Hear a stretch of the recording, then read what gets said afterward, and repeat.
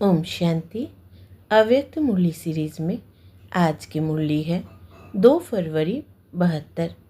मुरली का हेडलाइन प्रीत बुद्धि की निशानियाँ। सभी अव्यक्त रूप में स्थित हो, यह तो जानते हो।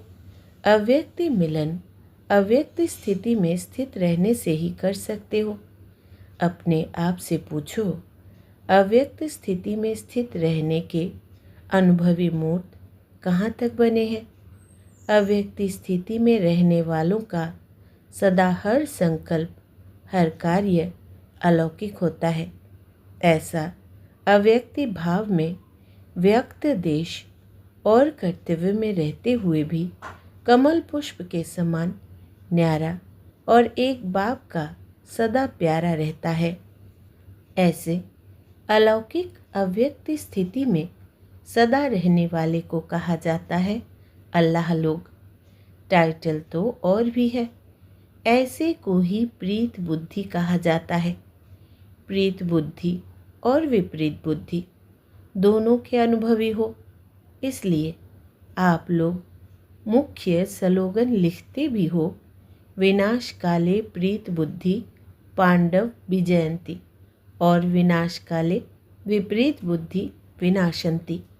इस स्लोगन को सारे दिन में अपने आप से लगाते हो कि कितना समय प्रीत बुद्धि अर्थात विजयी बनते हैं और कितना समय विपरीत होने से हार खा लेते हैं। जब माया से हार खाते हो तो क्या प्रीत बुद्धि हो? प्रीत बुद्धि अर्थात विजयी।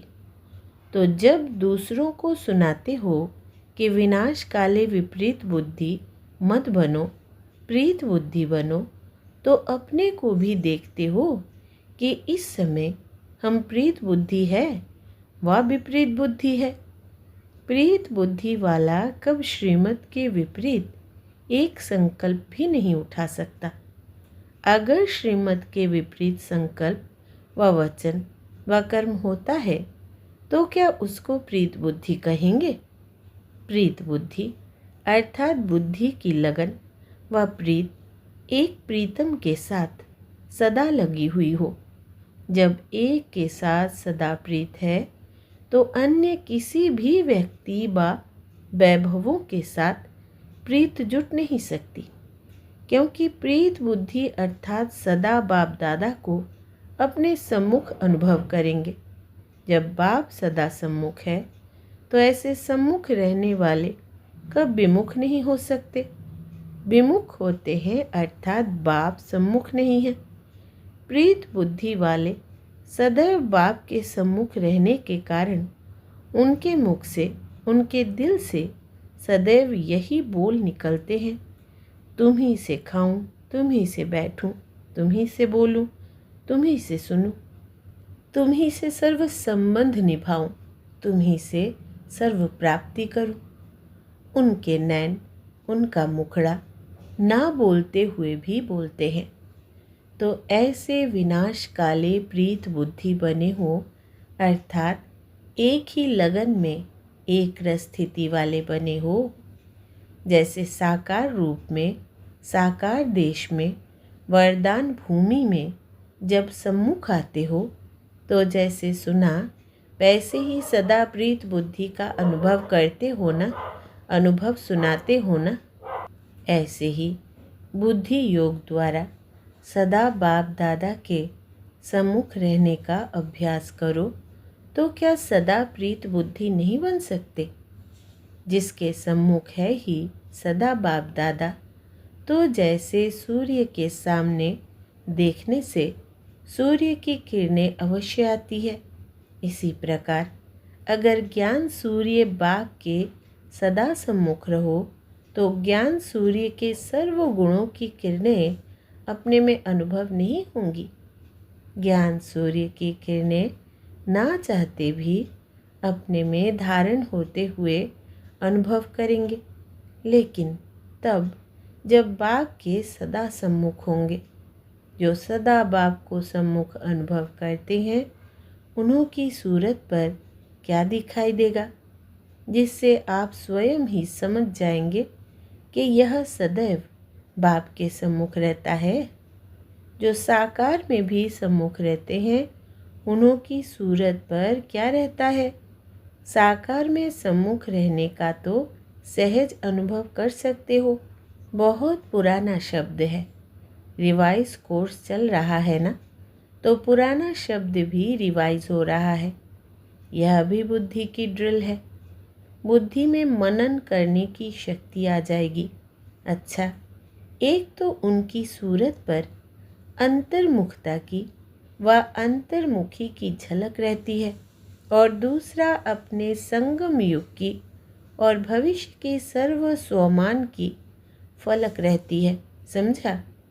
एक झलक दिखाई देती है, दूसरा फलक दिखाई देती है। तो ऐसे सदैव ना सिर्फ फलक दिखाई दे लेकिन झलक भी दिखाई दे, हर्षित मुख के साथ अंतर्मुखी भी दिखाई दे। ऐसे को कहा जाता है सदा बाप के सम्मुख रहने वाले प्रीत बुद्धि। अगर सदा यह स्मृति रहे कि इस तन का किसी भी समय विनाश हो सकता है, तो यह विनाश काल स्मृति में रहने से प्रीत बुद्धि स्वतः हो ही जाएंगे। जब विनाश का काल आता है तो अज्ञानी भी बाप को याद करने का प्रयत्न जरूर करते हैं, लेकिन परिचय के बिना प्रीत जुट नहीं पाती। अगर यह सदा स्मृति में रखो कि यह अंतिम घड़ी है, अंतिम जन्म नहीं अंतिम घड़ी है, यह याद रहने से और कोई भी याद नहीं आएगा। फिर ऐसे सदा प्रीत बुद्धि हो, श्रीमत के विपरीत तो नहीं चलते हो। अगर मनसा में भी श्रीमत के विपरीत व्यर्थ संकल्प व विकल्प आते हैं तो क्या प्रीत बुद्धि कहेंगे? ऐसे सदा प्रीत बुद्धि रहने वाले विजयी रत्न बन सकेंगे। विजयी रत्न बनने के लिए अपने को सदा प्रीत बुद्धि बनाओ, नहीं तो ऊंच पद पाने के बजाय कम पद पाने के अधिकारी बन जाएंगे। तो सभी अपने को विजयी रत्न समझते हो, कहाँ भी कम प्रकार से कोई साथ प्रीत ना हो, नहीं तो विपरीत बुद्धि की लिस्ट में आ जाएंगे। जैसे लोगों को प्रदर्शनी में संगम के चित्र पर खड़ा करके पूछते हो कि अभी आप कहाँ हो और कौन हो। संगम पर खड़ा करके क्यों पूछते हो? क्योंकि संगम है ऊंच से ऊंच स्थान व युग। इसी प्रकार अपने आप को ऊंची स्टेज पर खड़ा करो और फिर अपने आप से पूछो कि मैं सदा प्रीत बुद्धि हूँ व नहीं हूँ। वह कभी प्रीत बुद्धि की लिस्ट में आते हो, कभी निकल जाते हो।